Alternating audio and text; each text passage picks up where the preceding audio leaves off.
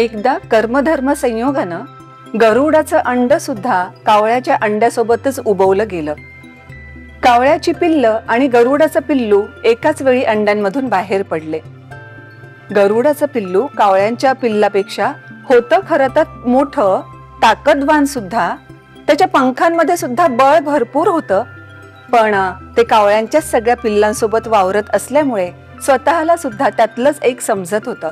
एकदा असं झालं, या गरुडाच्या पिल्लानं पाहिलं की आकाशामध्ये एक कोणीतरी पक्षी अतिशय डौलानं मस्तपैकी एकटाच खूप उंचावरून उडतोय. ते पाहिल्यानंतर या खऱ्या गरुडाच्या पिल्लाला खूप कुतूहल वाटू लागलं. बाकीचे कावळ्याच्या पिल्लाने त्याला विचारलं, एवढं मन लावून तू काय पाहतोयस? आणि या पिल्लानं सांगितलं, असं एवढ्या उंचावरून एवढ्या डौलदारपणे मी सुद्धा कधी जाऊ शकेन का, हा मी विचार करतोय. आणि कावळ्याचे सगळेच पिल्ल खूप हसायला लागले. म्हणाले, अजिबात नाही, तू कावळा आहेस, लक्षात ठेव. तो कोण आहे माहित आहे का? तो आहे पक्ष्यांचा राजा गरुड. सगळ्यापेक्षा तो उंचावरून उडत असतो. सगळ्यांचा तो राजा असल्यामुळे तो एकटाच उडत असतो. आपण जसे थव्याने उडतो तसं त्याला थव्याने उडण्याची अजिबात गरज नसते. आपण काय करतो? आपण कीटक किडे असं खातो. तो मात्र मेलेलं अन्न अजिबात खात नाही. ताजं भक्ष्य त्याला हवं असतं. म्हणून गरुडाची आपल्यासोबत तुलना करण्याची अजिबात गरज नाही. आणि एवढं मोठं स्वप्न सुद्धा तू पाहू नकोस. आपलं आयुष्य म्हणजे जेमतेम 15 ते 20 वर्षाचं, पण तो पक्ष्यांचा राजा गरुड तब्बल 70 वर्ष जगतो. त्याचे पंख सुद्धा इतके मोठे असतात ना. आणि जेव्हा वादळ वारा सुटतो तेव्हा आपल्यासारखे सगळे पक्षी निवारा शोधण्यासाठी जातात. पण हा गरुड त्या बाबतीतही खूप मोठा आणि फार महत्वाचा बरं का. कारण हा काय करतो? हा ढगांच्याही वर जातो, तेवढ्या उंचीवर जातो आणि आपल्या ह्या मोठ्या पंखांना त्या ढगांवर आच्छादित करतो आणि मस्तपैकी आपल्या पंखांना विश्रांती देत असतो. एवढा मोठा तो गरुड कुठे आणि तू साधं एक कावळ्याचं पिल्लू कुठे? असं डौलदारपणे मी पण उडू शकेन असले काहीही विचार डोक्यात अजिबात ठेवू नकोस. त्याची नजर सुद्धा किती तीक्ष्ण असते माहित आहे का? अगदी 5 किलोमीटरचं अंतर सुद्धा तो फार व्यवस्थितरित्या त्याच्या तीक्ष्ण नजरेनं भेदत असतो बरं का. एवढं सगळं या कावळ्यांकडून ऐकल्यानंतर हा मूळतः गरुड असणारा पक्षी हिरमुसला खरा.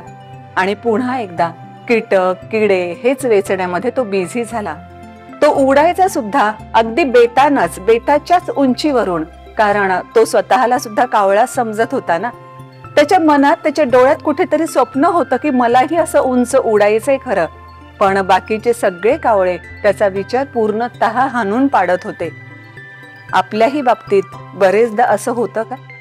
आपल्याही डोळ्यांमध्ये कधीतरी एखादं स्वप्न असतं खरं, आणि खरंच त्या स्वप्नापर्यंत झेप घेण्याची आपली इच्छाशक्ती सुद्धा असते. पण आपल्या सभोवताली असेही लोक असतात जे आपल्यातलं गरुड पण दाबून टाकण्याचा प्रयत्न करतात. आपण उंच भरारी मारायची म्हटलं की ताबडतोब ते आपल्याला आपलं न्यूनत्व दाखवून द्यायला सुरुवात करतात. इतकंच कशाला, आपण ओरिजिनली खरंच कोण आहेत हे सुद्धा दडवलं जात असतं. आपल्यालाही मोठी भरारी घ्यायची असते. आपल्या पंखात ताकद असते. आपल्याही नजरेमध्ये तेवढा तीक्ष्णपणा असतो. आपलीही भरारी खूप उंचावर जाऊ शकणारी असते. पण ह्या आजूबाजूच्या कावळ्यांमुळे कदाचित आपण स्वतः ती लिमिट करतो का?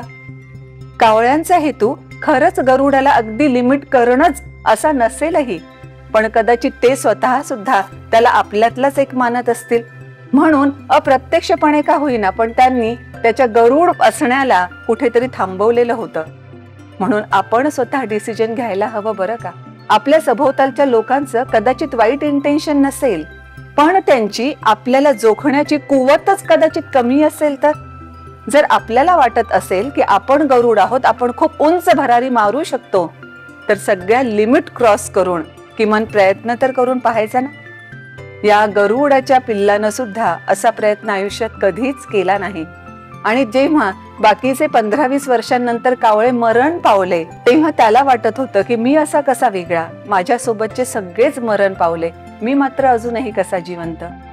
जे त्याच्यासाठी खरं वरदान होतं तेच त्याला कुठेतरी शाप वाटायला लागलं होतं. असं आपल्याला वाटून घ्यायचं नसेल तर खरंच आपण आपल्या पंखातली ताकद ओळखली पाहिजे आणि मोठी भरारी घेतलीच पाहिजे. थँक्यू.